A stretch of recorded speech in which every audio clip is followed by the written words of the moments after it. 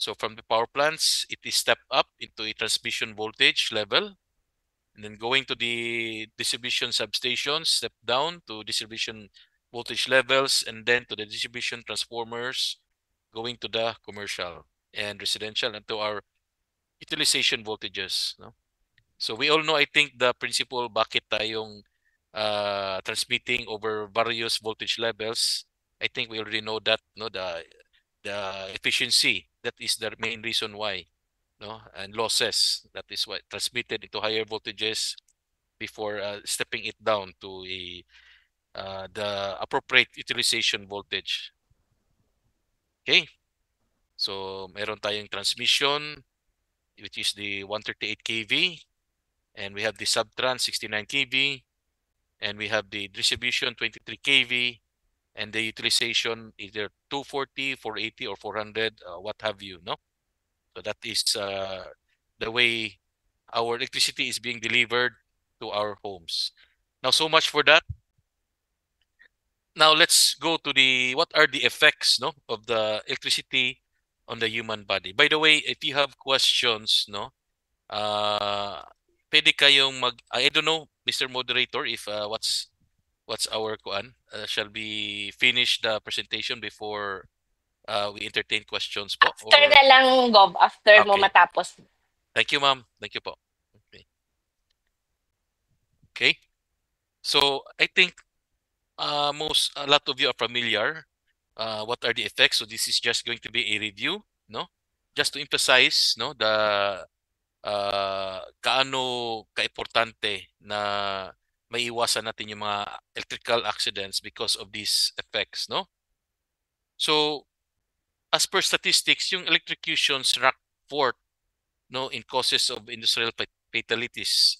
So it ranks fourth behind traffic, violence, and construction, no? So it's still quite a high ranking for being one of the fatal causes, no? So it is estimated that 600 people die every year of electrical causes. So it depended dun sa paningin natin, but for me, yung 600 people dying every day because of electrical causes, it's very alarming, no? It's quite alarming.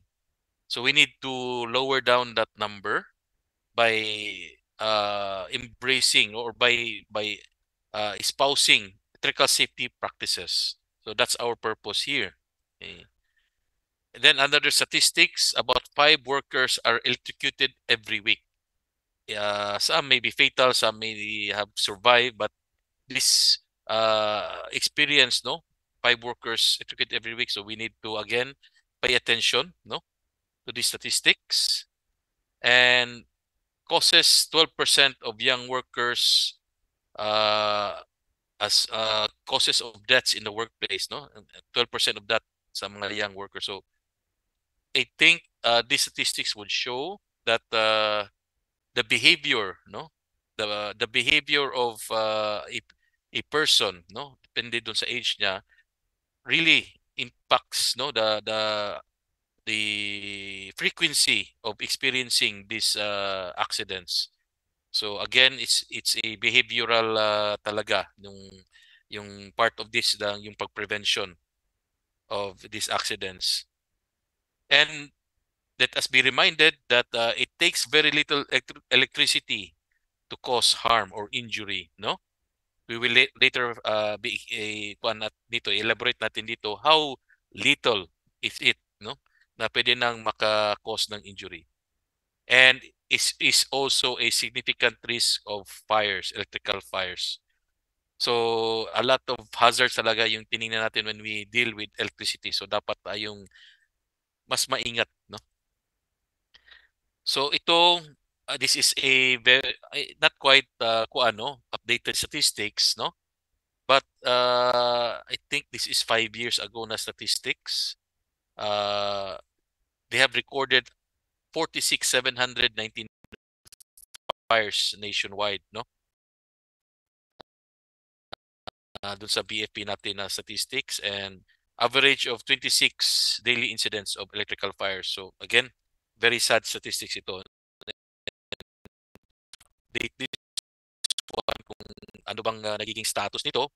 Has it been reduced or nag-increase, or is it the same statistic? So we don't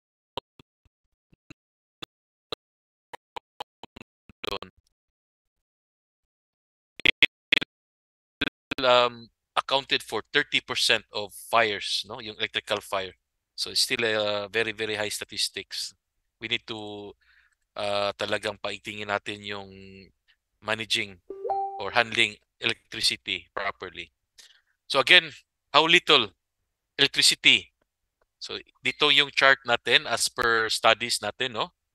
Uh, ito yung level of amperes na with the corresponding effect sa human body. Okay, so let's start with 1 milliampere. At this level, meron na tayong slight sensation, but can still be dangerous under certain conditions. What are those conditions, no? It might be if ikaw nasa wet area, or yung tolerance ng katawan natin medyo low kasi nakasakit tayo, whatever reasons, no? So it can still be a little bit more damaging pag nandun ka sa conditions na yon. So hindi pa rin dapat tayong magkumpiyansa kahit ganito kaliit.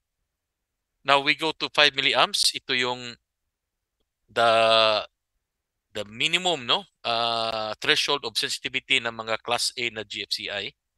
So ditong ganitong level, meron tayong mild sensation. So I think much higher sensation than the 1 milliamps, no?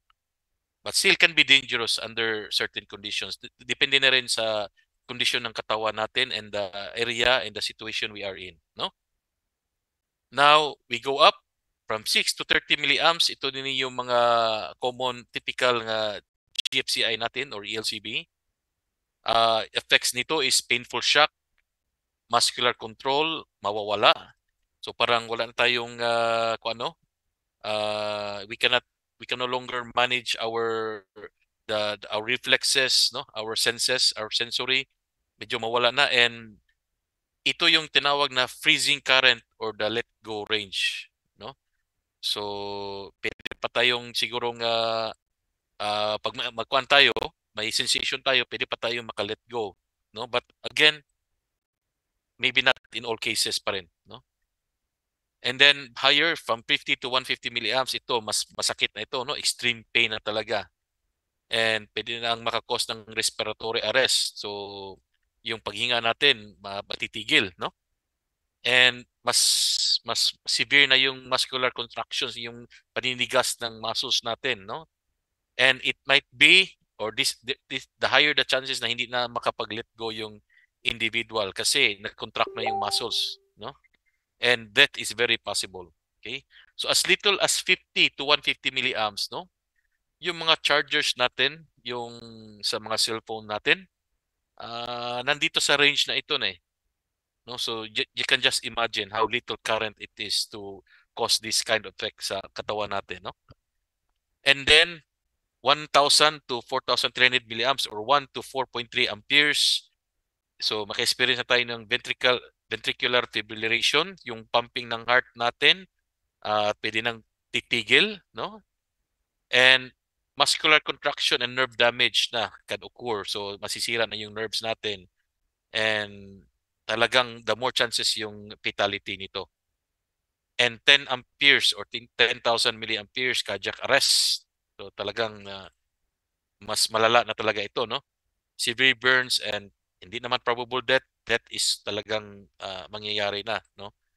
So it just takes this little amount of currents for us to feel the effects, no? The corresponding effects of this one. So at least now you have an idea how little electricity it takes. So talagang we need to think twice na talaga, no?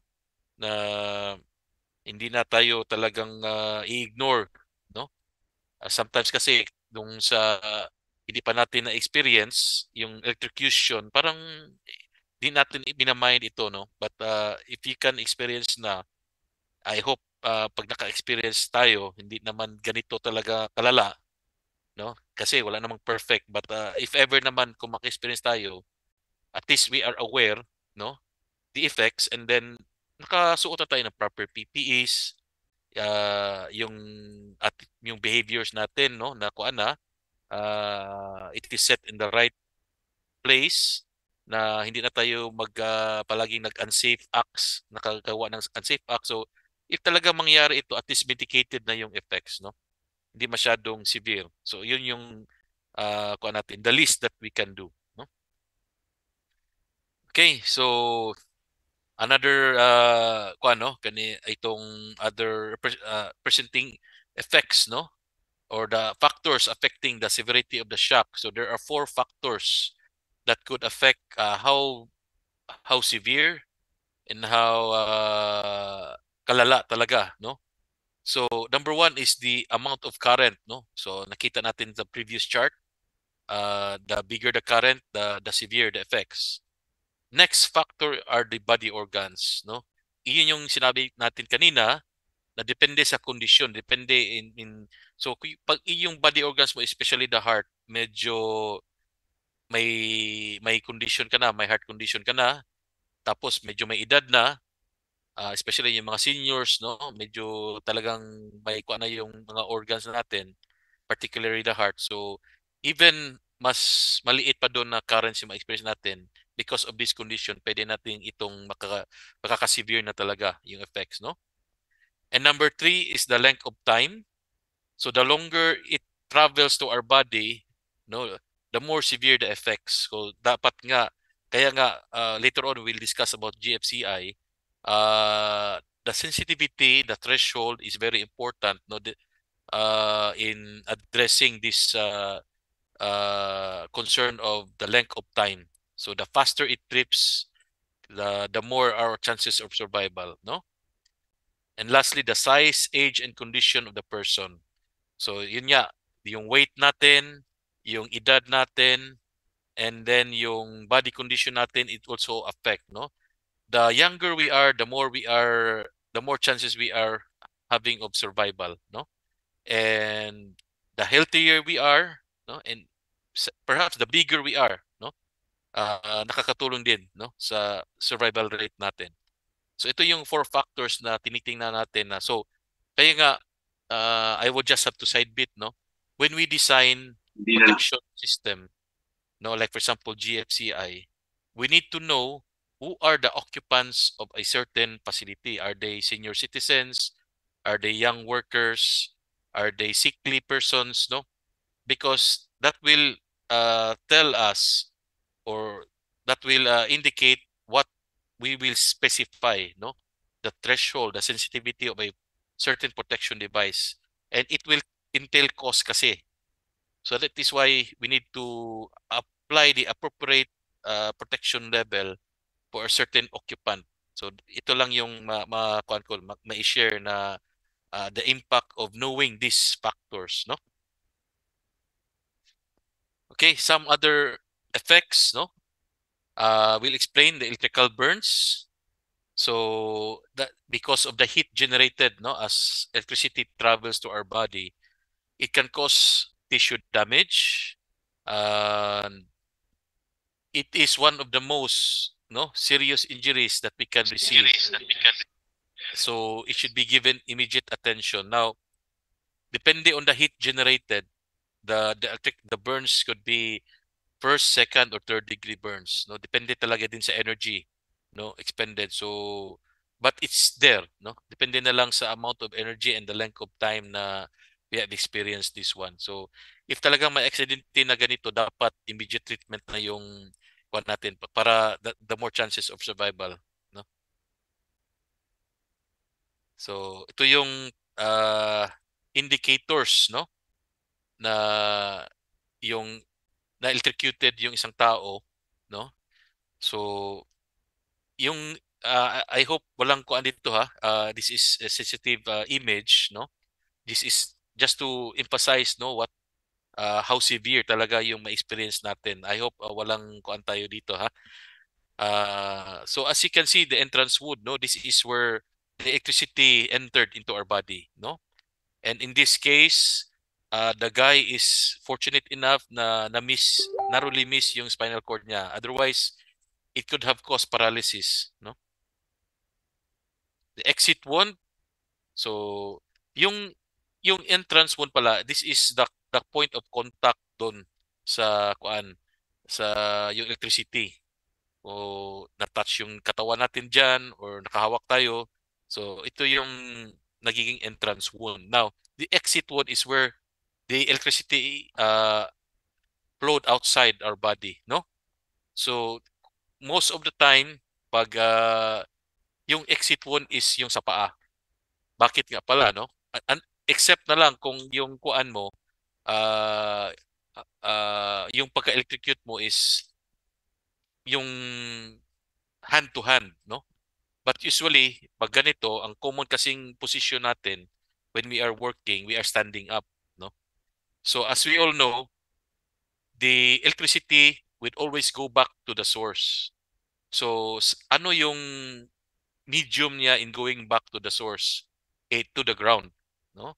So from the point of contact, it will always travel back to the source. Now, if we are on the ground, then most of the time the exit wound will be under the foot, no? So, yun yung hand to foot na contact. So, yan. Ito yung mga indicators na na-executed yung isang tao experiencing these electrical burns. Okay? Now, for high voltage, maselan talaga ito, no? Pasensya talaga, but we need to emphasize what are the differences, no? When we experience high voltage electrical burns, ito na, parang nakikita na yung tissue sa ilalim, no? So, yung high voltages talaga can cause additional injuries, okay, and more severe shocks. So ito, one of the one of the manifestations, no, pag-experience ng high voltage electrical burns. Okay? So ito din, arc flash, no, or arc burns. So in this scenario, this man was near a power box and an electrical explosion occurred. Okay, now this is the nature of arc flash, no? The more contained the energy is, the more yung energy is being kana expended outward. So kaya nga mas malaki yung energy for the same amount of power, no, na ma-expend doon sa inside a box than doon sa outside, no, sa mga overhead lines. So talagang mas maingat tayo dito when we are working inside enclosed spaces, no? Like inside the switchgear, yung live works natin diyan. So mas malaki yung energy, no? Kasi na-pressurize siya eh. So ito yung manifestation na kahit hindi niya nahawakan yung kuan, yung component, no? Uh, kasi ang arcing will travel yung arcing is electricity traveling through air na yan, through the gap, no, in between the probes. So yun, malaking energy din yung na-expend dito, no? So ito yung mga manifestations. Now itong thermal contact burns, ito talagang yung na-contact mo talaga, nahawakan mo talaga yung kuan, yung equipment natin, no? So ito, I don't know what position he was in because as stated here, current exited this man at his knees, catching his clothing. So parang he is kneeling, no? He is kneeling. So kaya nga yung exit wounds niya nandun sa knees niya. Okay. And burning is yung upper leg niya, nasusunog. Other injuries, so pwedeng makakause ng internal injuries.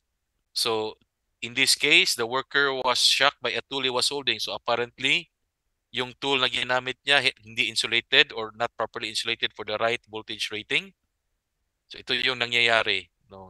So kaya nga pag-iingatan din yung tools natin na if we are in the electrical practice, dapat insulated and rated for the voltage that you will be dealing, no? Ito overhead lines, no? So minsan uh, I don't know ha. I have insider info doon sa mga statistics natin ng accidents ng mga distribution companies or particularly here in Cebu, isang company. There are a lot of unreported accidents of this nature, no? I don't know for what reason kasi it is given na sana na yung mga utilities natin, may mga safety training yan, no? May mga programs din yan. But I don't know for what reason, baka through the years, naging kampante na sila na walang nangyayari sa kanila and may mga protocols nang nai-ignore or nababypass. So, dyan, no? Talagang yung familiarity breeds yung kuan talaga, complacency. So, dapat talaga pag ganitong klaseng trabaho, yung familiarity not be should not lead us to complacency, no? Kahit routine na yan, kahit anong tedious na yan, but it only takes one incident for us, no, to experience this accident. So talagang there's no place for yung complacency natin dito pag we are dealing with high voltages, no? Uh, Next. Ito yung presentation, no? It's a visual representation ng sinabi ko kanina. Yung current flows through the body from the entrance point, then exiting where the body is closest to the ground. Now, we can never predict saan ta-travel yung or anong organs yung madadaluyan ng electricity, no? Fortunate na lang kung hindi dadaloy sa heart, no? If dadaloy man, swerte tayo kung medyo healthy tayo, hindi tayo may edad, no?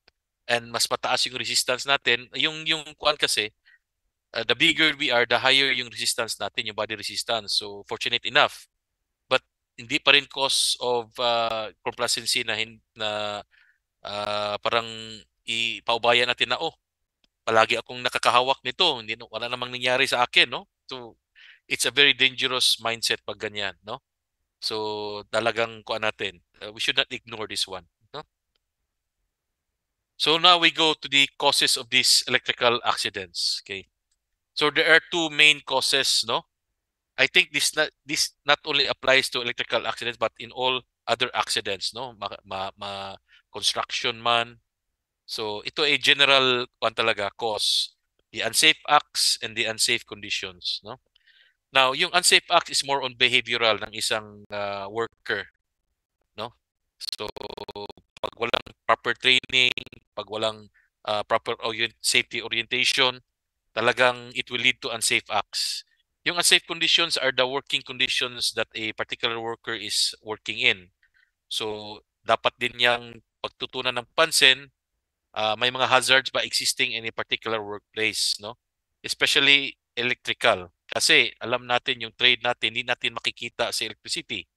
Hindi natin malalaman kung saan dadalo yung electricity. So it's our engineering judgment na lang based on our experiences and theories paano mag-behave si electricity that would lead us to determine those kinds of hazards, no? So we have to be very, very deliberate. We have to be very, very prudent, no, yung due diligence natin, pagtingin natin in terms of hazards identification. Okay?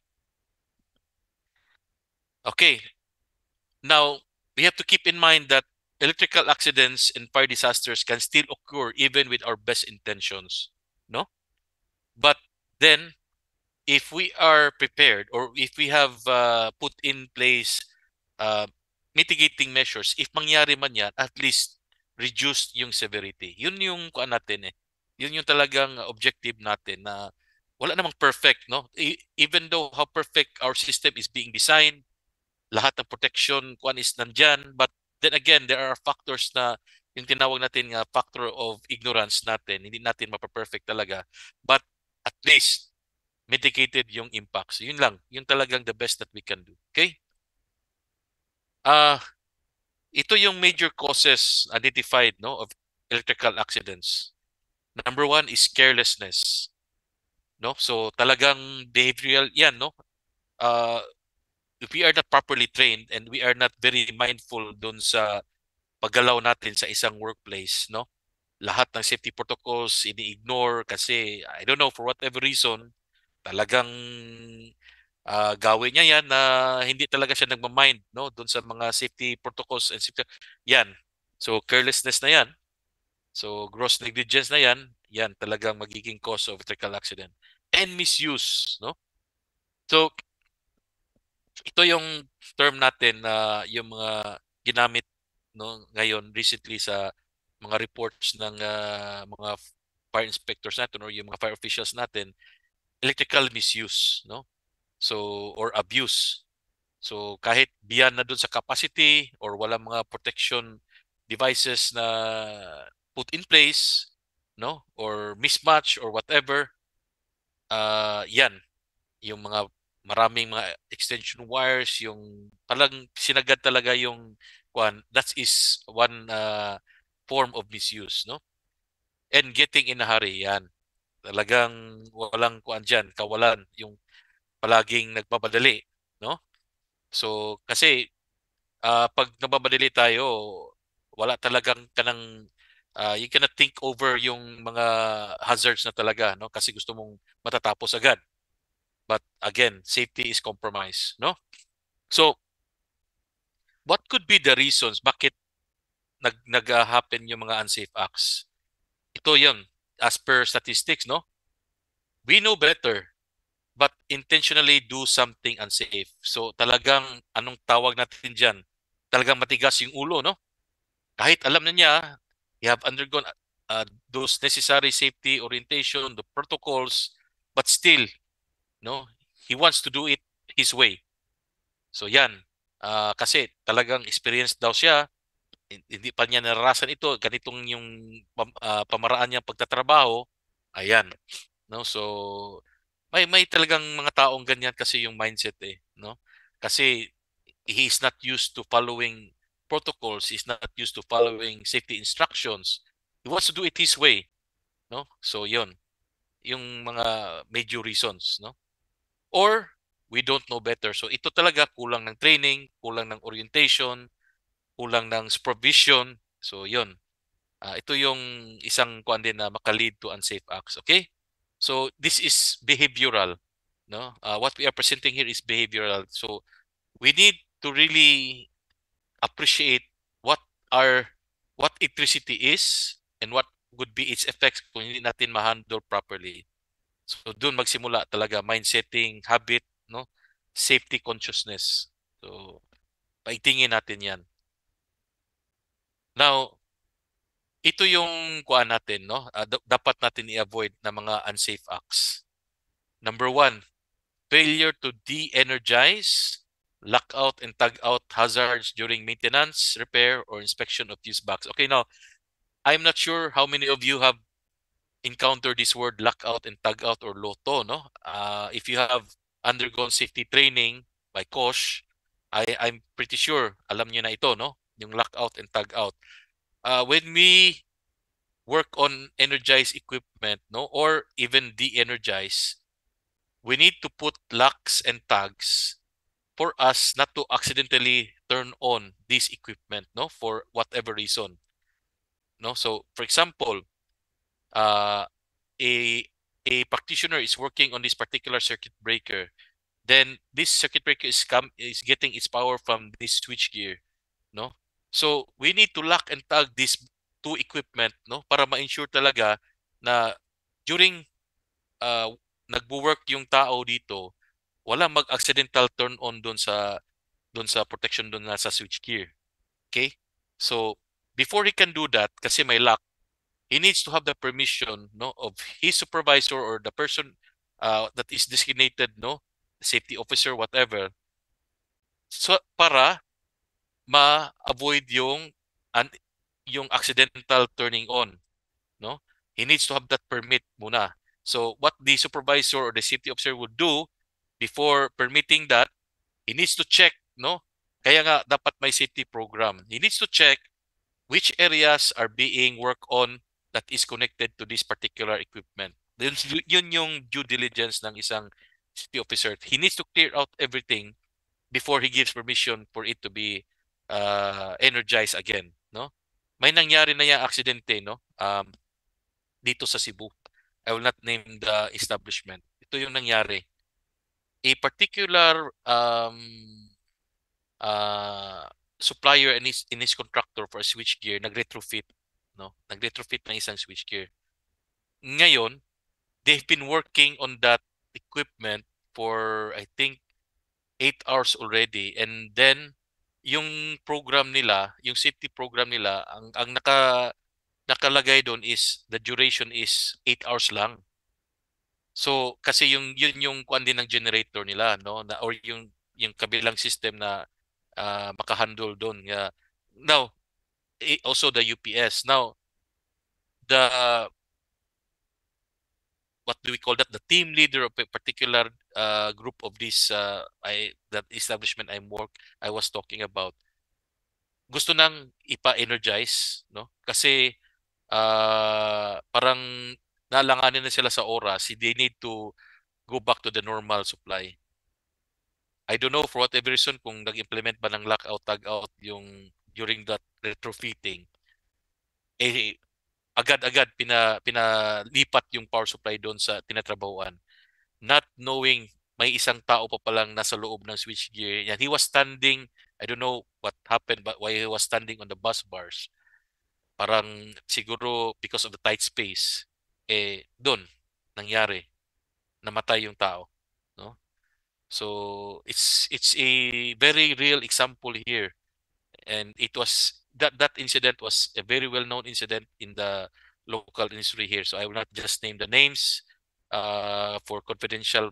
It's a con for confidentiality, but I'm telling you, nangyayari talaga yan, no? So talaga importante itong loto, no?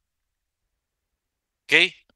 Next is the use of defective and unsafe tools. Sabi ko kanina, check your tools, no? If they are in proper working condition and if they are properly insulated at saka yung insulation nila, walang sira, walang damage, no? Kasi kahit insulated yan, pero pag may konting damage na yan, alam naman natin, no? If every time yung insulation natin may nagli-leak na yan ng leakage currents, so pwede pa rin yan maka-electrocute. Now, I have an example for this one. Ako talaga, my personal experience. Yun nga I was a new engineer at that time and really eager to do hands-on, no? So I was working on an energized equipment in one of our projects, and then kaya nga I was not doing my due diligence na yung binigay na sa akin na tool yung ratchet. I was tightening the last bolt, no, of the last terminal. Live yun ha. Uh, nag-gloves ako, goggles, whatever, no? But I forgot to check the equipment na I'm working. So, in my last tightening, yung ratchet pala na ginamit ko, yung teeth niya medyo may kuan na gaya nadulas, no? So what happened, yung last tightening ko na na-touch yung endpoint of that ratchet doon sa grounding bus, naka-line to ground fault, nagka-arc flash, no? So buti na lang naka-PPE ako, but still, no? It could have been prevented or avoided if I have checked on the tools that I was using. So isa din yang factors, no?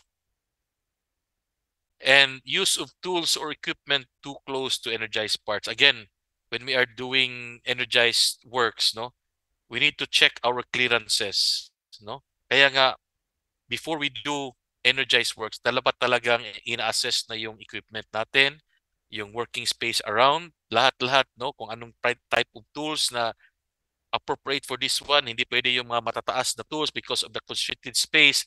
Yung mga ganyan na kuan talaga dapat natin tingnan, no? Hindi lang ano-anong klaseng tools, no, na parang de-energize works yung approach natin.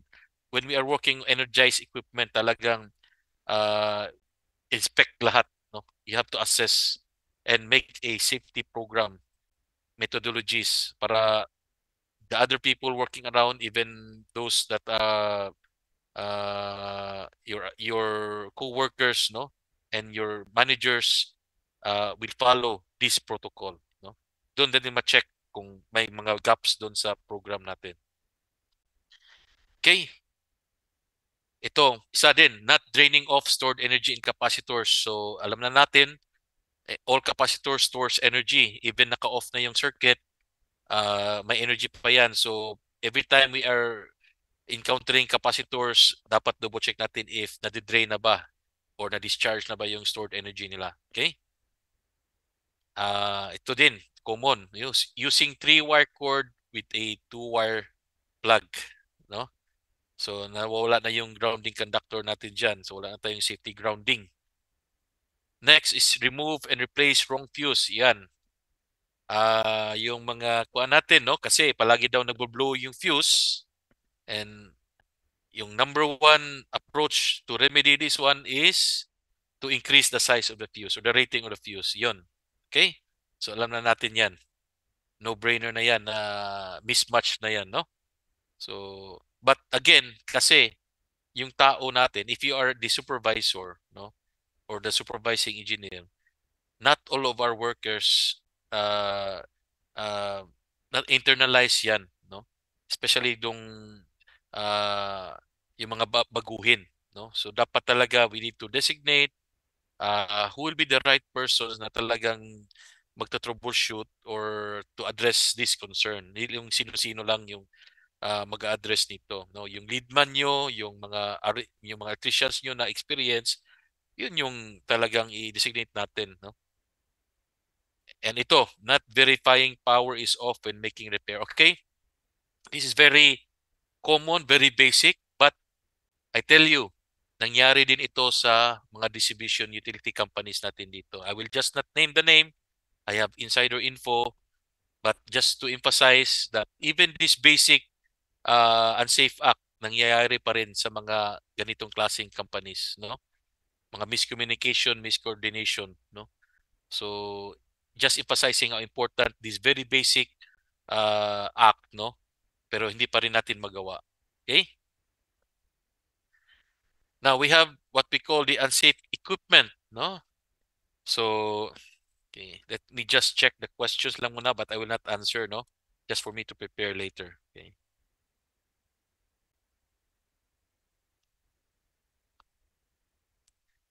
Okay, I will answer that later, sir, ha? Okay, let's proceed.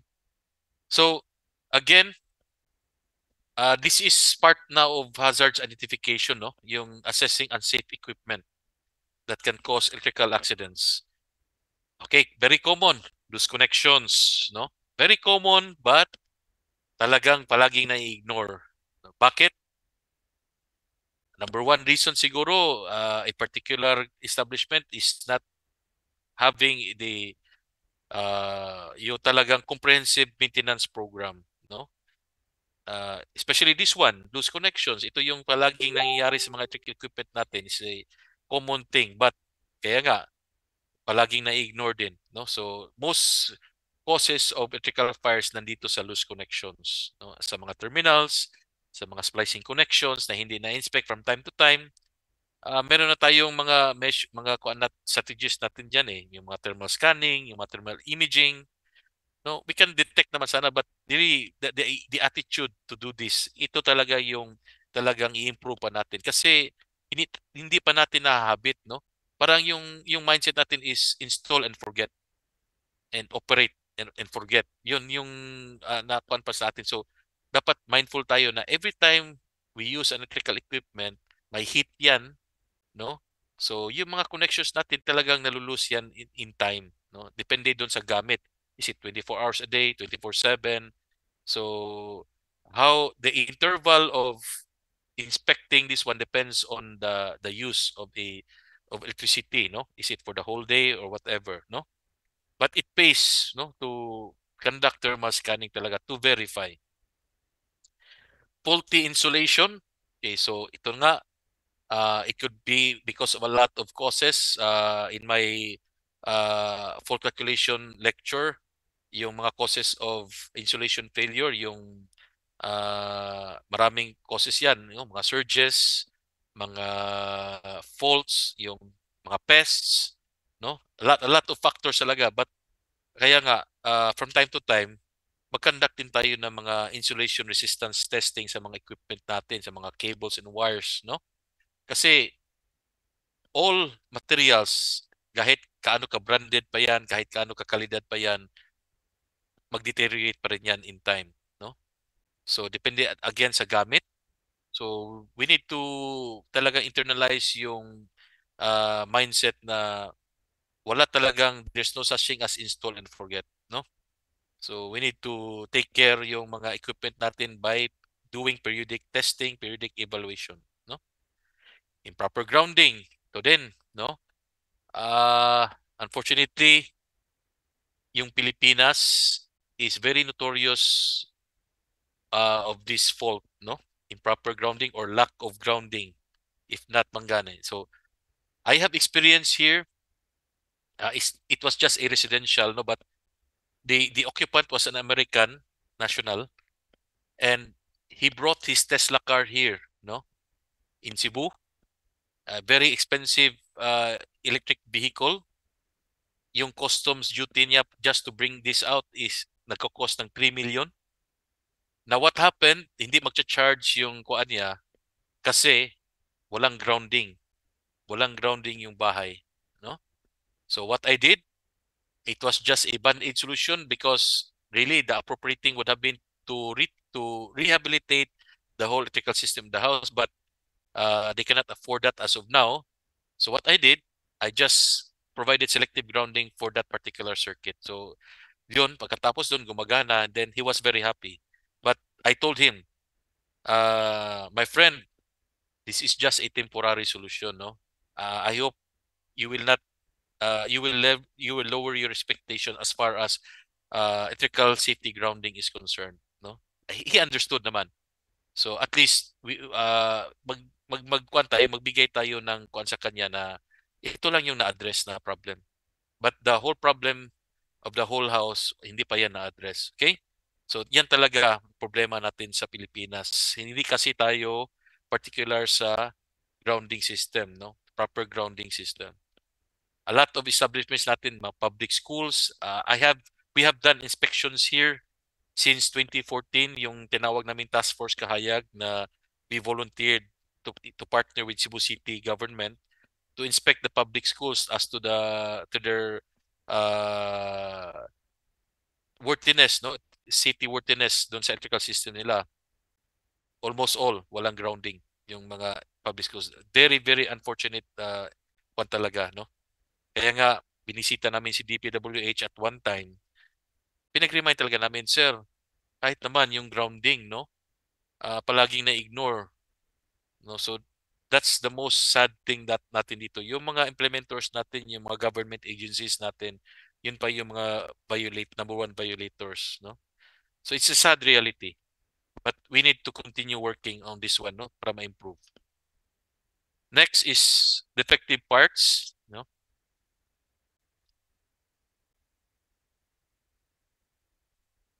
Defective parts, broken outlets, okay.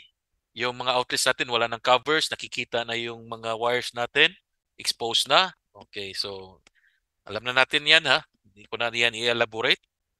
And unguarded life parts. Okay, one example of this one, yung mga dead front covers ng mga panel boards natin kasi palaging nag-trip or nag-iinit na, eh tinanggal na lang. Yung iba nga, panan ng electric fan para lang hindi palagi magti-trip. So, yun. Akala nila na-address yung problema pero they are putting another hazards again, no? Unfortunately, no? Okay. Next.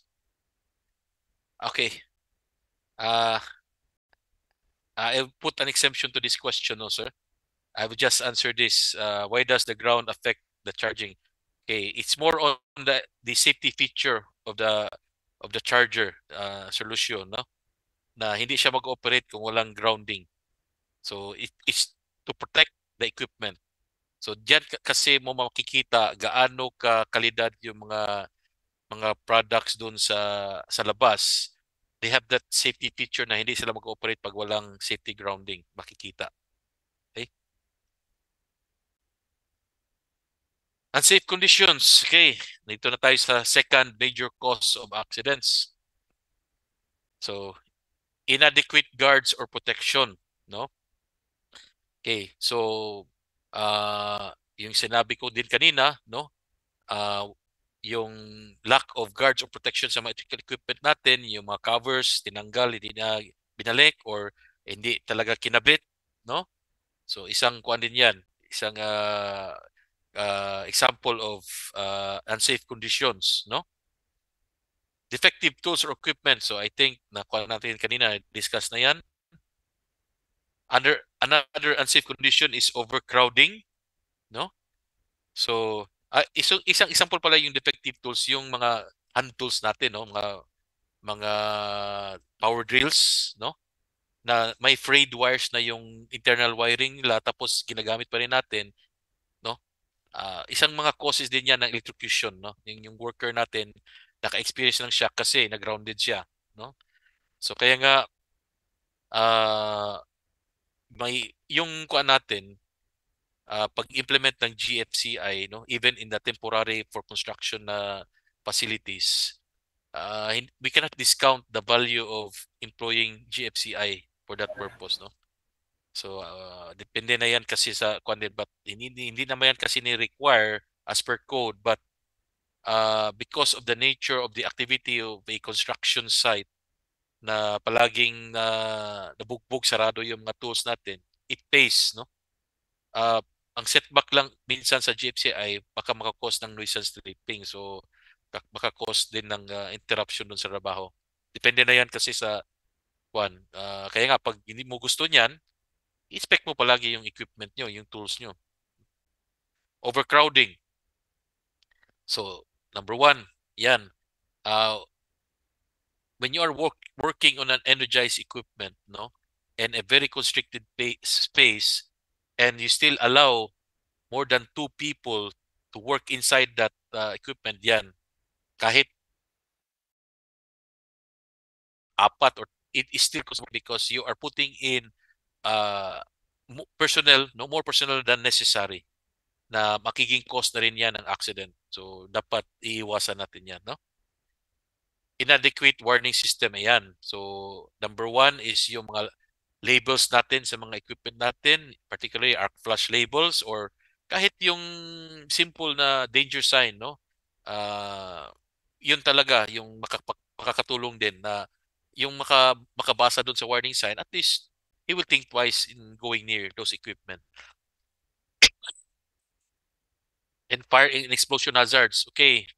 Number one example of this one, yung mga powerhouse natin, sa mga generators na dapat sana hindi yan mag-store ng mga fuel or mga inflammable or combustible materials or yung mga hazardous locations, no, na a small amount of fumes kasi may mga kuan yan, may mga sparking na mangyayari, no, or arcing, depende doon kasi because of frequent switching.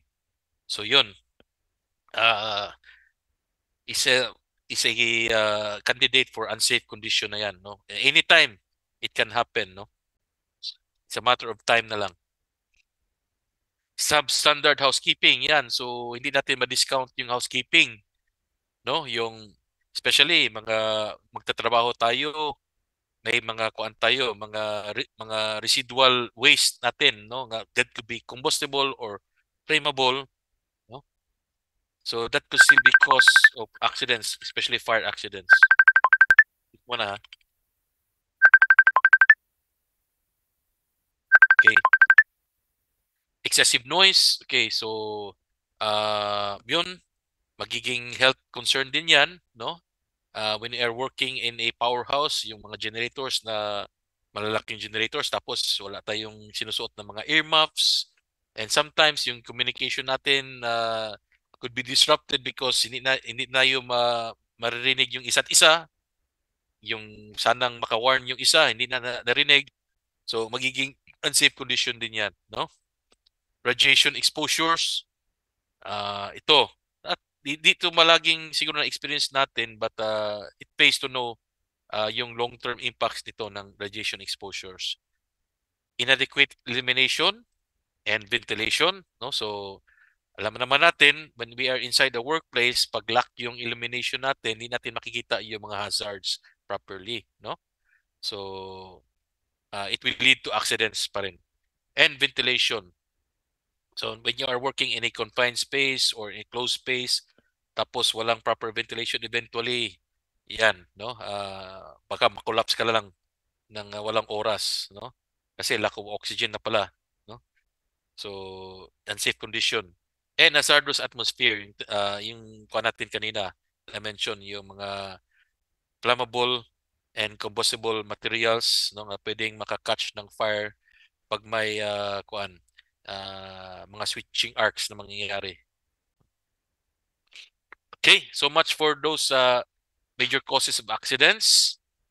So alam na natin no ano yung mga talagang magiging that could lead to accidents is particularly in our uh, electrical practice no yung the field that we are working on. So mas maingat sana tayo kasi the element that we are dealing with hindi natin makikita. We cannot predict, we cannot see. Malalaman na natin kung nangyayari na. So kaya nga uh, we need to apply all what we have learned, no? How electricity behaves, yung experiences natin and siguro yung forecasting and diligence din na we have to be very careful, no? We need to verify most of the time. Yun yung the proper word, verify talaga. Huwag natin i-ignore. So kung may kutob ka na "Uy, baka mangyayari ito, then verify, no? Uh, it pays to be more careful than not, no? Okay. So how do we know a particular situation could be a hazardous no could be hazardous or not? Okay, so that's what we are trying to learn here, no? Hazards identification. Okay, so just to put ourselves in the proper mindset, it is better to be careful 100 times than to get killed once, no? So just takes one incident talaga. We will regret for the rest of our lives, no? So again, let's identify the hazards and how do we control them, no? Hindi lang hanggang identification lang tayo. We need to know how to mitigate, how to control, and what would be the proper measures to mitigate them. Okay?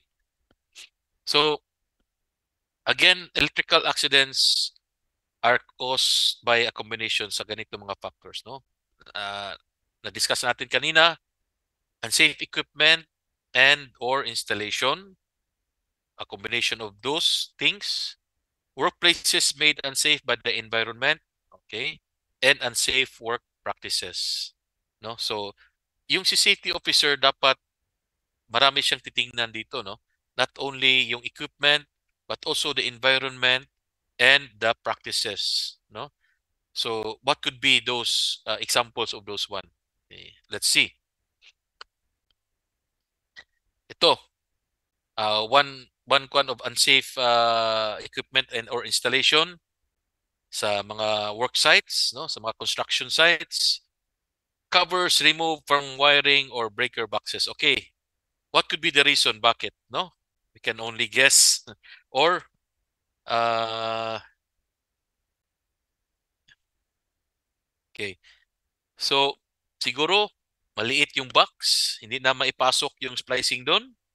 Kaya, nilabas na lang yung wire. Doon na lang sa labas yung splicing. Unfortunately, na walang use yung box natin na sana nasa sa loob yung splicing tapos kina-cover yan para hindi yan ma-expose doon sa mga people working around na pwedeng ma-electrocute dito, no?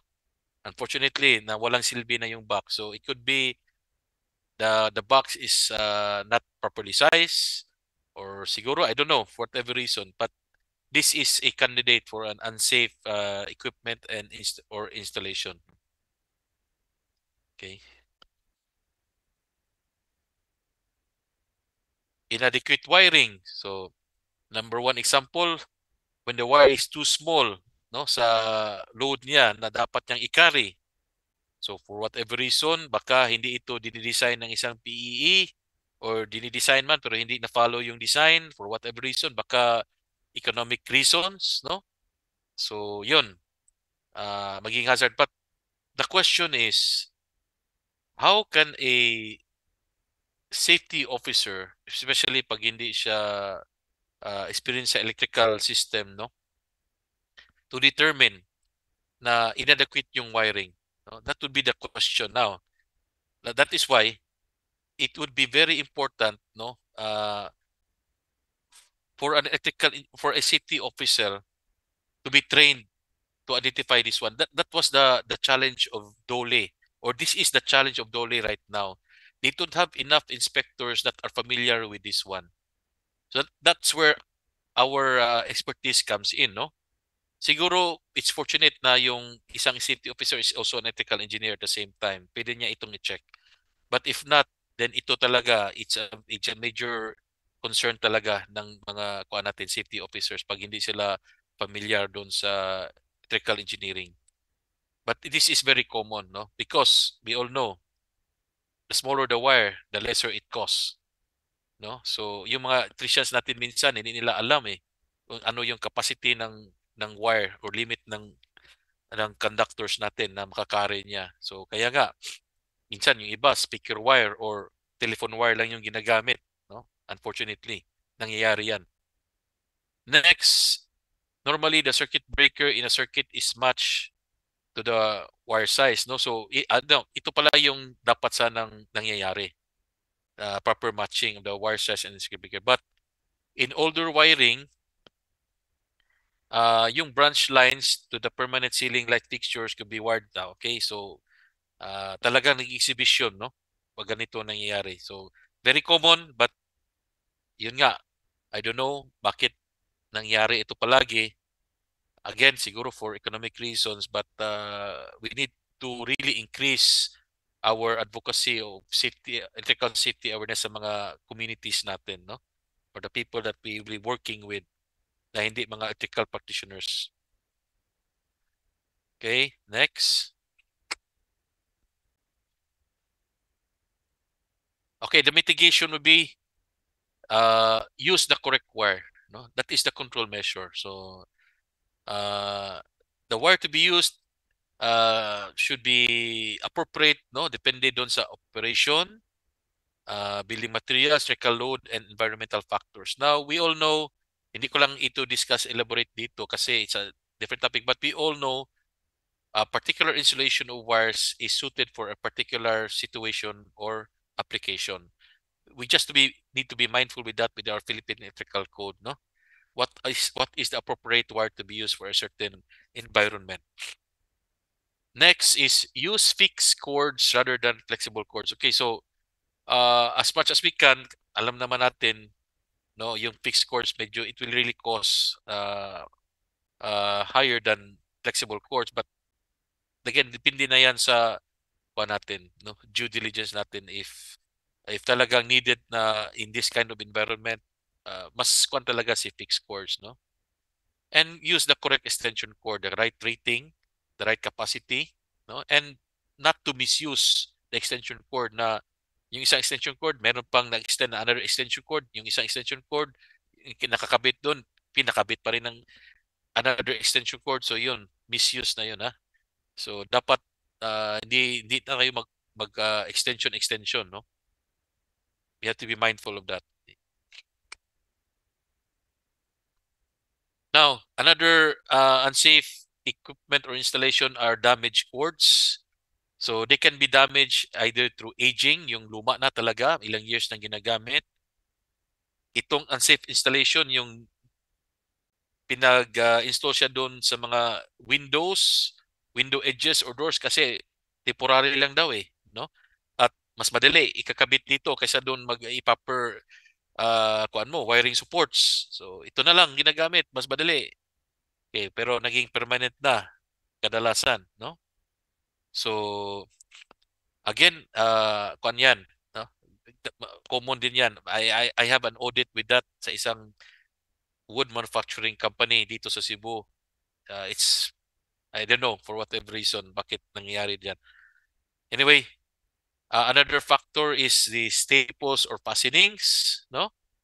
So, yung mga temporary na ginagamit lang staples or fastenings, nakikisira din yan ng cords in time, no? Abrasion from adjacent materials. So, kung may mga sharp objects yung dinadaluyan ng wires natin, so pwede niya makakapagsira yan through time, no? Especially pag may mga movements ng wires natin. And any activity in the area, yung nandun lang, pinaghayaan lang doon sa sahig, yung mga wires natin, uh, activity, everything could damage it, no? So improper use can cause shocks, burns, or fire. Alam na natin yan, no? Ano pa? Okay. So the remedy for this one, no? Uh Insulate live wires, no? So I think kuwan naman siguro yung mga conductors natin may insulation naman yan. Siguro lang we just need to check if may mga damage insulation na ba along the way sa conductors natin, and put the proper installation. Check before use, naturally, kung wala bang mga frayed insulation, or damage insulation, or mga loose connections, etc. No? And use only cords that are 3-wire type. Now, uh, this has been the advocacy of our Electrical Safety Committee last year, no? Na yung safety grounding, provision of safety grounding. That is why IAE last year is really engaging with the Bureau of Product Standards na yung mga outlets talaga natin, no? Hindi na talaga sana ipa-approve yung mga two-prong outlets, no? Uh, it's automatic kasi pag ganyan klaseng outlet, walang grounding wire yan eh. So, sometimes maninegate yung pag-promote natin dito, eh yung outlet naman na nandun is not suited for this one. So, walang use din, no? Next is use only cords marked for hard or extra hard usage. Okay, so pag nasa construction site tayo, no, there are cords na talagang suited for this purpose, no? Because the working conditions at site during construction talagang kuwan talaga, napaka-harsh dun sa mga electrical equipment natin, no? So it's not the same as yung ginagamit natin sa bahay, normal use lang. Ito talaga rugged sana yung kuwan. Kaya nga uh, if you if yung isang company na tinatrabaho na medyo stricto yung safety protocol, they will not allow yung extension course na yung pangbahay, no?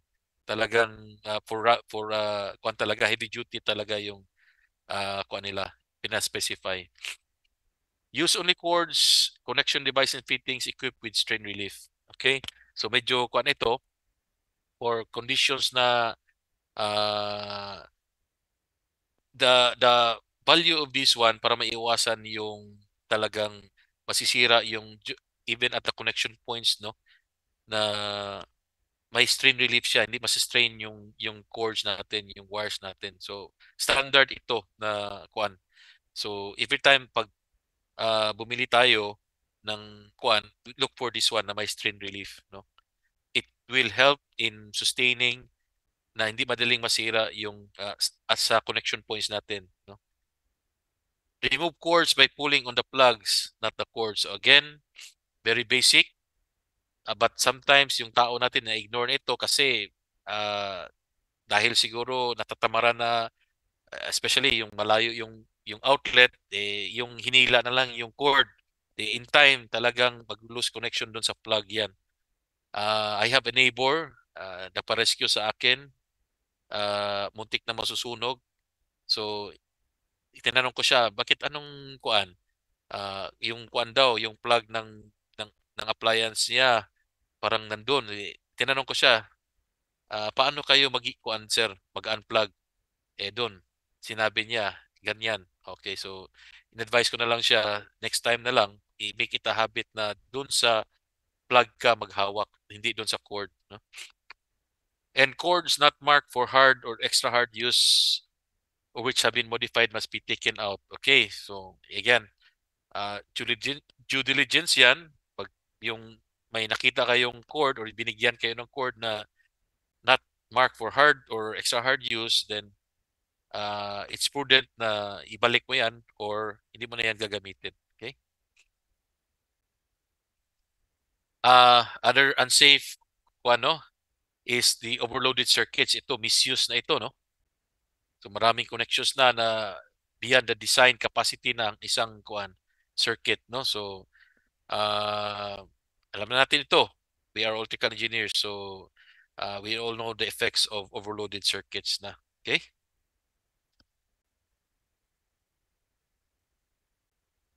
And clues that electrical hazard exists. So typical ito, no? It's very evident, very clear itong illustration na to na may hazard na talaga, damage insulation na yan.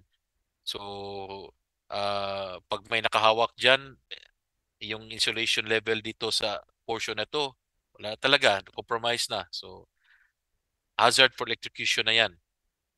Yung ibang indicators, yung pag manotice natin yung trip circuit breakers or blown fuses or palaging natitrip or palaging na-blow yung fuse, investigate na natin, no? Ano kaya? Anong root cause nito, no?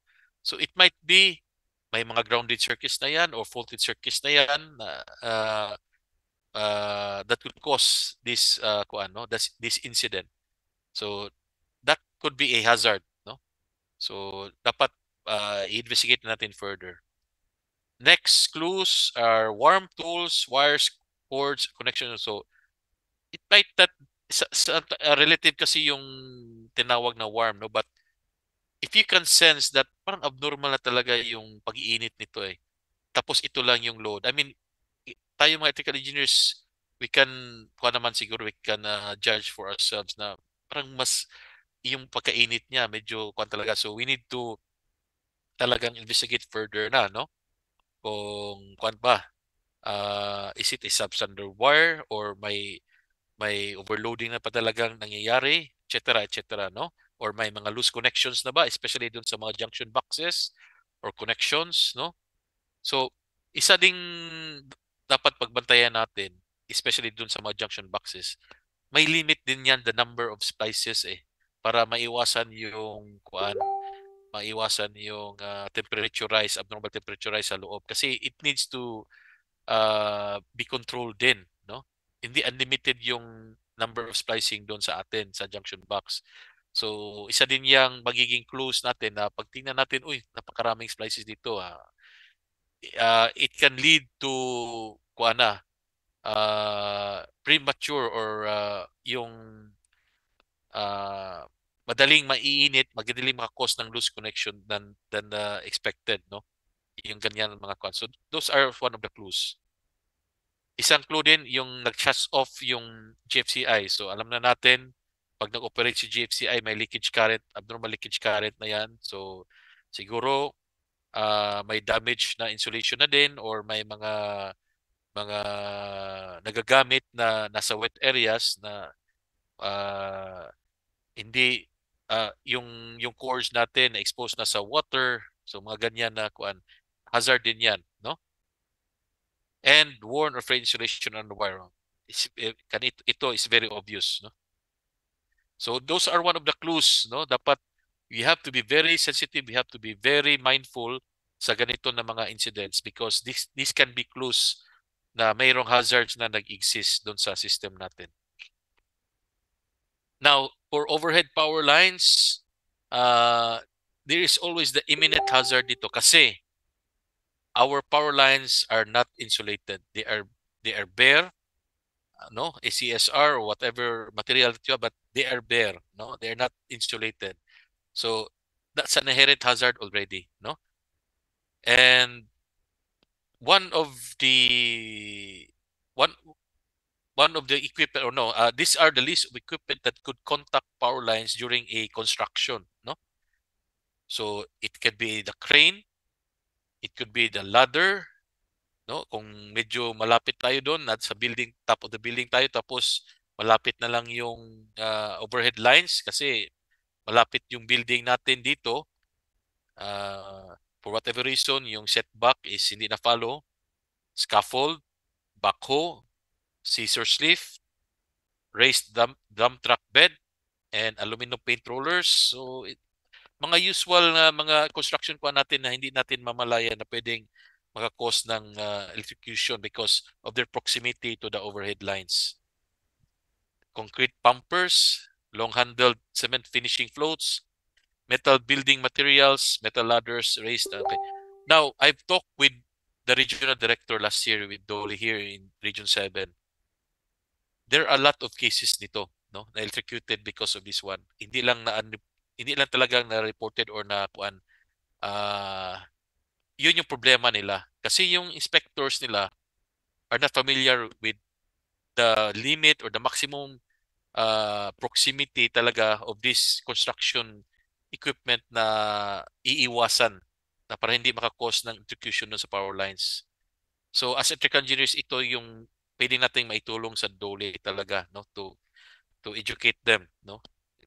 I think I don't know, Ma'am Chi, perhaps DOLE will be requesting a lot sa IE natin this year for the training of their inspector. So yun yung ko natin i-prepare, no. So how do we avoid these hazards, no?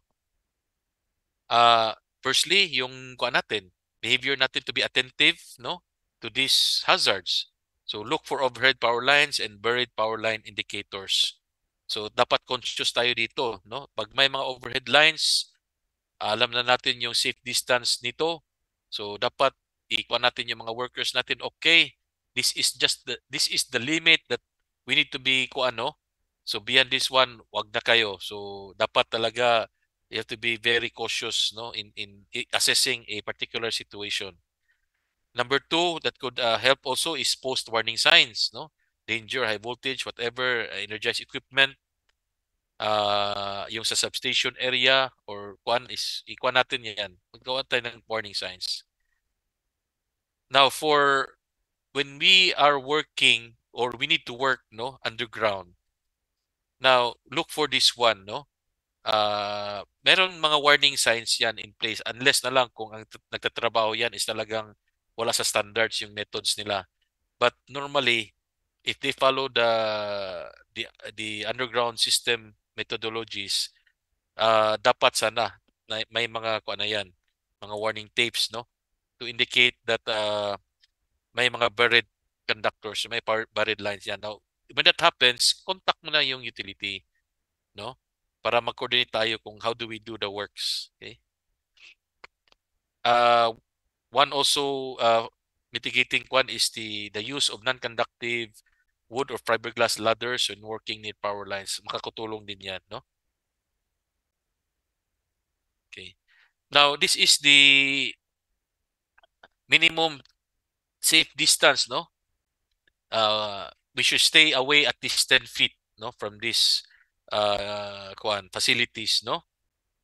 Assume that lines are energized. Huwag nating i-kuan na kuan yan. Hindi natin makikita talaga si kuryente.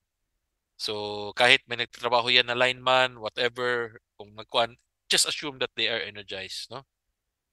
Okay.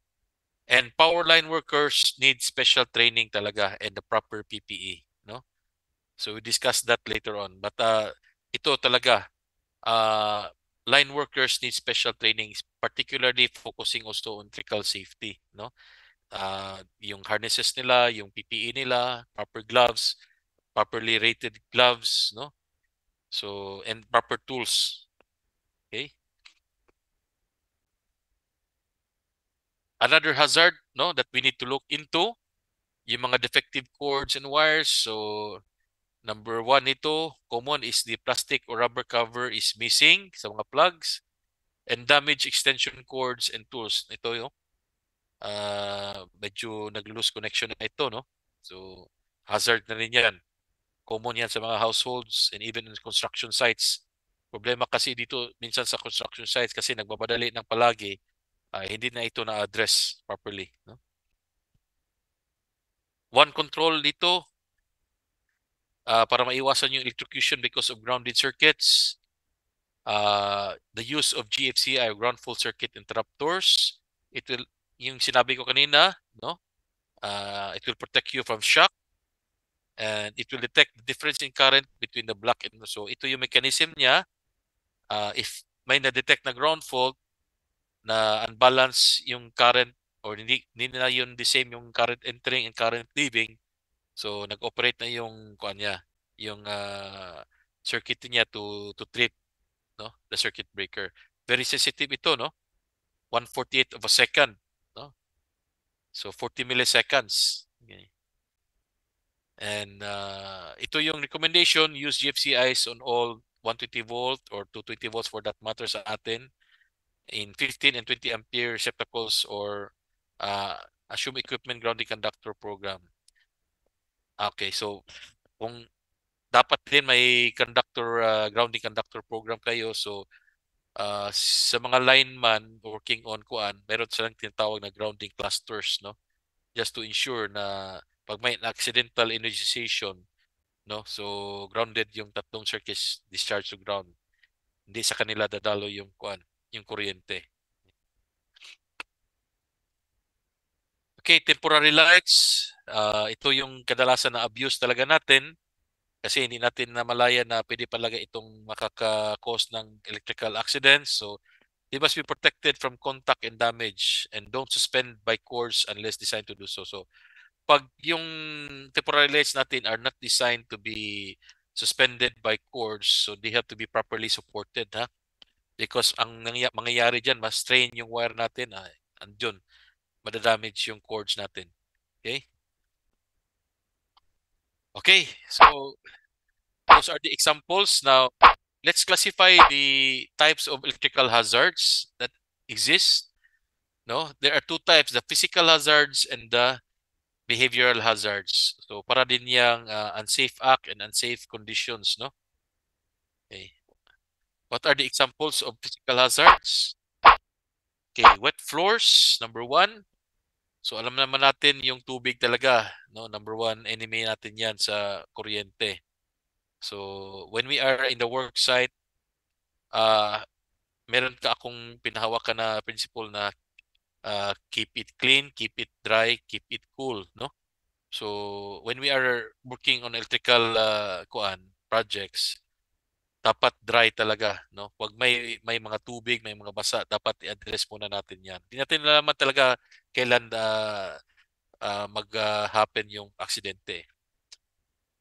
Number two, yung bare or frayed wires, nasisira ng mga strained wires. So wala na insulation, particularly doon sa mga connection points. Yun.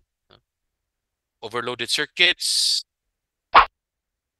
electrical cord under a rug or tarp. Okay, yan. No din yan, ha. Malaging hindi natin yan mamalayan, no? Ng mga electrical cords, tinatabunan natin ng rugs or doon sa carpet, no? Or tapulin. Hindi natin malaman kung anong kondisyon niya, kung nag-overloaded siya, hindi nag-trip yung breaker. Yan, electrical fire na rin yan, yung papuntahan yan, no?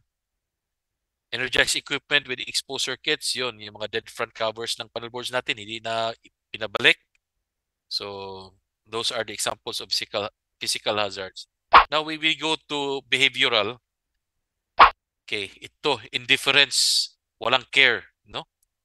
Ito yung klaseng behavior talaga na talagang very hazardous doon sa kuan natin, sa workplace natin, no? Indifference, no? Okay. So, dapat each and everyone dapat mindful doon sa safety, no? Hindi lang yung isa, lahat talagang nagtitinginan doon sa safety ng bawat isa, no? Lack of knowledge ito. So it might be the lack of knowledge, could be kulang doon sa initiative sa isang worker to learn further, or pwede rin yung supervisor niya or yung kuan niya, bossing niya, does not care to educate or to orient yung workers niya. So at any rate, still lack of knowledge. So unfortunately, maraming cases ito, no? Kasi because then kampante na eh. So they don't mind na to educate the persons that would be working or their workers. Number three, yung working while stressed. Okay. So we all know when we are stressed, talagang kwan tayo, no? Wala tayo sa insaktong pag-iisip. We cannot now be mindful of the working environment around kasi nafo-focus tayo sa problema or talagang wala. We are out of tune. So, delikado din yan, no? So, what we need to do, if we are stressed, we rest, no? We need to communicate nga, sir, hindi ko na kaya. Gusto ko pang matutulog, no? Kulang ako sa tulog or problema ako ngayon. Okay, so yung misis ko outside, nagkulambo ako kagabi. So wala ako sa tamang pag-iisip ngayon. So talagang i-address muna natin 'yan, no? Huwag nating ipipilit na pagtatrabaho pa rin kahit may rami tayong problema. We all know that we need the work, no? But if talagang stress ka, compromise ka na eh. So dapat pa rin pag-ingatan yung sarili. Okay? Number three, yung taking shortcuts o risks, palaging nagmamadali, no? yung mga safety protocol pinag-bypass na, so or nag-exhibition siya kasi gusto niyang ma-accomplish kahit na-compromise na yung proper working standards or yung installation standards as per code. Yan. So dapat pag-iwasan natin yung mga ganitong klaseng behavior ha in the workplace. Okay. So what do we need to do? So whenever we are in this kind of situations, let's stop and think muna about the hazards, no? It's okay. So stop and think before you try to fix electrical problem, assess muna, no? Wag bara-bara, wag dire-diretso na okay, okay, alam ko na ito, no?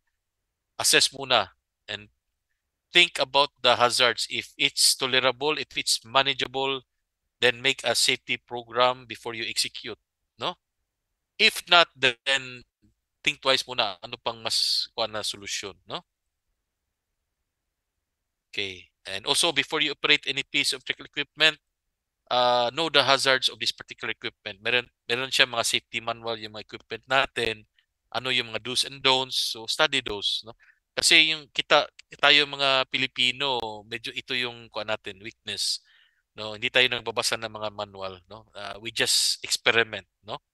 So minsan it pays to be mindful dun sa yung proper operation of an equipment and reading the safety instruction manual. Okay?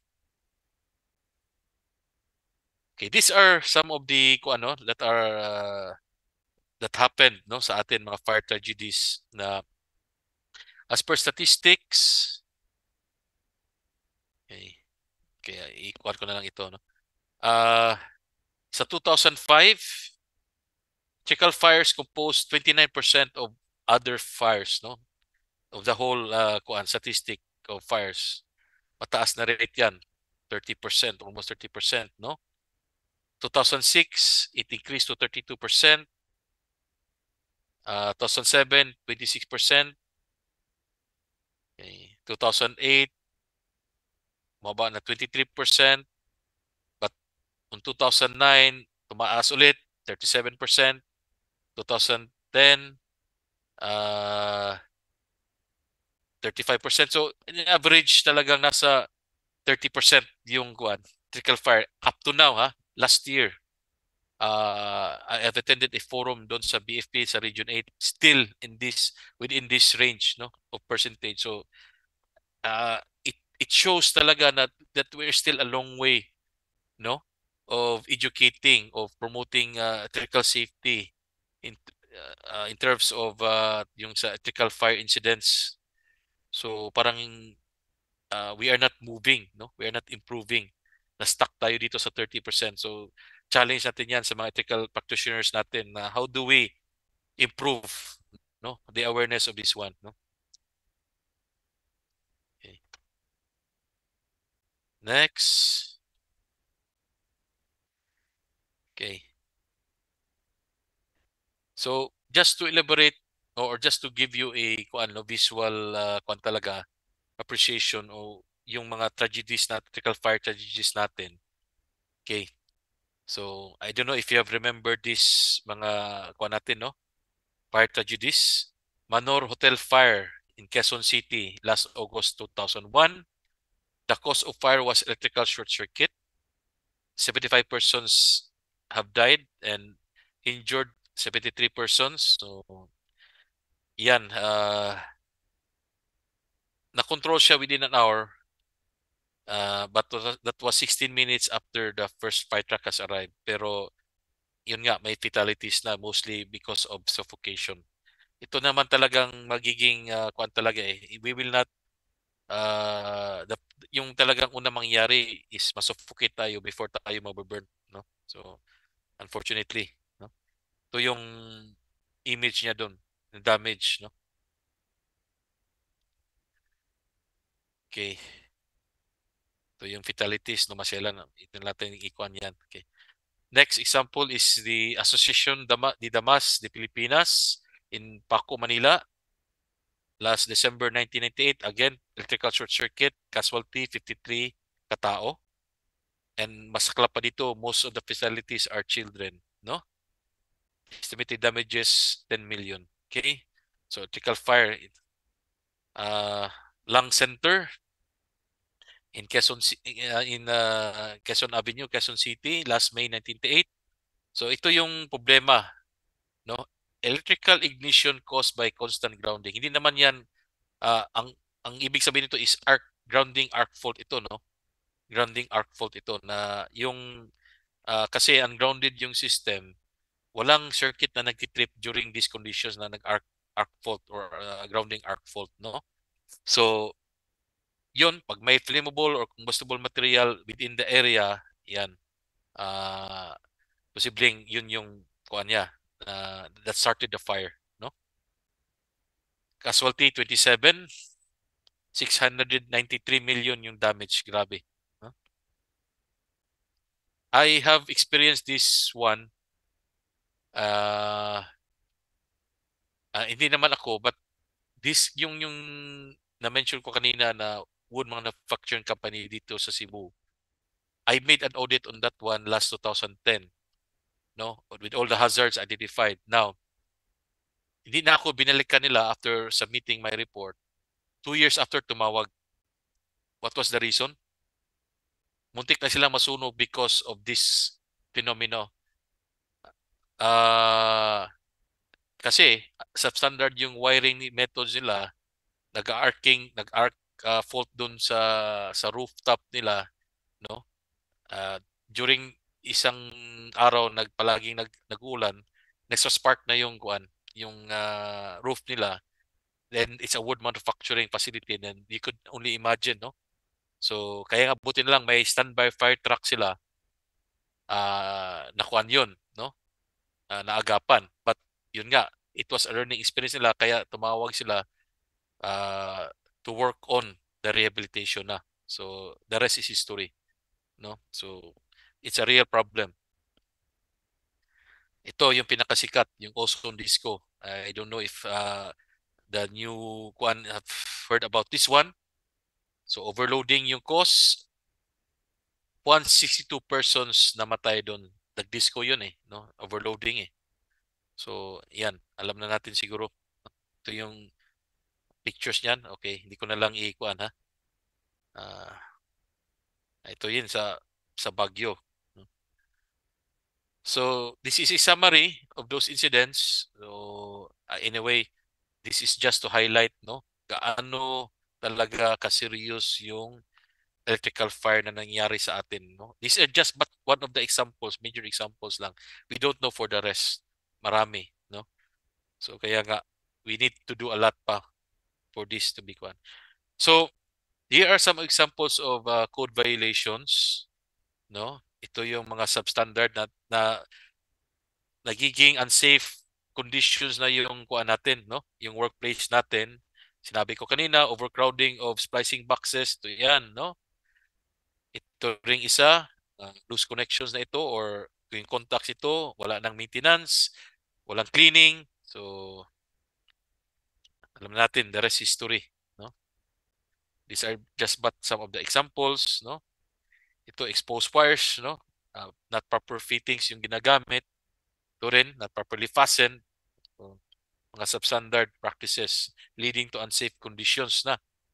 Yung mga split knobs, yung mga lumang wiring methods natin, hindi na sana yan pinapractice, no?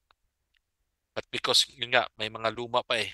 Ito yung extension cord, no? Pinasok sa ano to, mustard. Ano ito? Bottle, no? So nag-innovate, kada yung mga tao natin just para lang na makagawa sila ng extension outlet. Okay. Bakit na lang din lang bibili ng standard, no? Okay. Exposed live wires, dami nito, no? Okay. So ito, uh, I think you can only imagine, no? I will not further explain the hazards of this one. But these are just examples, no? Ito din, no? Yung pag-terminate natin sa kuan, na-expose yung dapat sana properly kuan ito eh. Properly measured yung pag-cut natin doon sa insulation para walang ma-expose na conductor dito. If meron man, you have to tape this one, no? Para ma-address. Ito, strained yung mga wires natin dito, no? Because of constrained space inside the meter box or meter gutter. So, na substandard wiring execution ito eh. Ito, no? Daming mga exposed na yung mga meter centers natin, no? Ito din, no? May bolt dito in between this. So, ano yan, sabotahe na siguro yan, no? Ito, mga exposed wires, yung mga flexible conduits, no? Tingnan nyo sa kabila. Kaya nga may kuan lang talaga yung mga flexible conduits natin eh. Hindi yan pwede sa mga feeder lines. Sa mga fixture tops lang yan sa mga from the home run fixture tops doon sa mga lighting fixtures and limited lang sana sa 1.5 meters as per code, no? Yung paggamit ng flexible kuan natin. But dito ginamit na sa mga feeder and home run. So, okay. Alam niyo na, the rest is history. No? Okay, just some of the examples pa rin mga exposed wires, no, not properly supported, not properly enclosed. So exposed sa damage ito, itong lahat, no. So abrasion and everything, nandiyan na yan. Okay. Yun na yung workmanship nito, no. Okay, so much for this one. We have already discussed about behavioral causes, conditional, no, and everything. So the important thing is we know now the hazards. We know now how to prevent them or to mitigate, no? And in the workplace, ito talaga yung challenge kasi how do we encourage or how do we motivate our people to follow safety protocols or to have that electrical safety mindset. So it's a habit forming talaga eh. So everything starts with us. We need to lead by example. So dapat every time may makita tayo mga unsafe conditions or unsafe acts, i-call out talaga natin yung attention nila para at least in time, no, mahabit na nila yan. And next time around, hindi na talaga kailangan nga palagi kang mag-call out sa kanila kasi nakuha na nila, na-practice na routine na nila, no? So, yun sana yung pinaka-ideal na conditions natin. Okay, so now we talk about what are the PPEs required, no? Every time we work. So maraming kuan yan eh. Maraming types and maraming levels din ng PPE, no? So number one is the protection from direct personal injuries, no? So yung mga standard natin yan, mga gloves, mga hard hats, mga boots, no? Mga or steel toes na boots, yun mga types of that will protect us from direct personal injuries. Now, another type is the protection from biological and chemical hazards. So it's a different specialized PPE na that prevents no from these biological hazards to enter into our kuan or ma-expose tayo diyan. So mas kuan na ito, mas level up na ito na protection. Okay. So basic is number one, safety shoes, no? Safety hat or hard hats, electrical rubber gloves kung tayo ay nasa electrical kuan na to, field, no? So sa electrical na construction, no? And it should be properly rated doon sa voltage rating na we'll be handling, no? Electrician's belt pag we are working at heights, no? And also yung mga tools natin, no? May mga kuan tayo, may mga yung what we call lalagyan natin sa mga tools, no? So it's a good thing na meron makakuha na tayo na sa mga electrician's belt, no? So safety goggles and uniform, no? Although it may not be a safety kuan but for security purposes, no? It's good na yung mga tao natin madali nating ma-identify. Okay? Again, also uh yung dress code natin, no, should be for work. Huwag tayo yung mga frayed na clothes, yung mga pants na worn pants, no? So let's look also professional naman, no? And yung mga rings, no, yung mga burluloy, yung mga necklaces, mga rings dapat i-safe keep natin yan because those can be hazard during working pa rin. especially when we are working on energized circuits, no? Okay, these are but examples. Okay, so if when we are working in a confined space or industry areas, no, yung mass natin, when we are dealing with chemicals, hindi natin maiwasan minsan, especially when you are doing rehabilitation works, may operations yung plant, when you are working in a chemical plant, ma-expose kayo doon. So, ito din, it's an additional necessary equipment, no? So, these are the program elements, no, that should be done in selecting the proper PPE for the appropriate task, no? So, number one, you have to have the selection process. So, this has to be done by a suitability trained person at with the proper information sa ano yung gagawin and the hazards with it, no?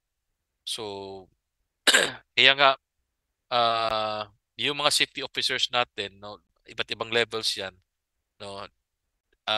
They should also be familiarized or informed, no, na ano yung task at hand and ano yung mga hazards that go along with it. So, they need also to consult with electrical practitioners. Yung mga supervisors natin dapat din, no, kung experience na sila, alam na nila kung ano yung tatrabahuin, ano yung PPE that required for that one, no? So sila yung magkuha ng selection, no? And the fitting of the PPE, so it should be properly fitted, no? Yung clothes natin hindi masyadong loose, enough na komportable tayo makagalaw but not so loose na pwede siyang magiging causes, no, of accident. And also the hard hats and the gloves that we'll be wearing, no? Properly fitted sana yan. Okay, so also there is the evaluation for the health aspects, like yung example yung kanina, and chemical exposure, skin irritation, heat stress. So uh, dapat din i-evaluate kung a particular PPE din can even aggravate, no, a particular condition. So dapat sensitive din yung kuha natin personnel, if to evaluate kung appropriate ba talaga itong klaseng PPE if may ganitong mga health conditions yung employees natin. And compatibility. Uh, now, this compatibility, this will arise, no, if more than one type of PPE have to be worn simultaneously.